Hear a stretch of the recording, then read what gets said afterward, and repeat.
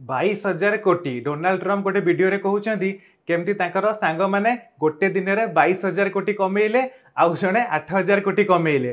तो तारीफ न्यूज जो जोश रे चली थिला सेति पई यूएस मार्केट जो 6% 7% डाउन हो जाइतला डाउ जोन्स। तो डोनाल्ड ट्रम्प गोटे ट्वीट कले जे एई टाइम रे अबिका स्टॉक मार्केट रे बाय करिवार समय तार ठीक 4 घंटा पर कौन कले गोटे सांगे सांग न्यूज अपडेट देले जो वर्ल्ड रे जो टैरिफ सबु देश को लागि थिला सेटा पूरा कमेई देले केवल चाइना छडा सबु देशर टैरिफ कमेई देले। एई न्यूज रे कोन हला डाउ जोन्स 5-10 मिनिट रे ही पूरा 5-6% बढ़ी गला आ नैस्डैक आईटी इंडेक्स जोटा यूएस रो 10% बढ़ी गला।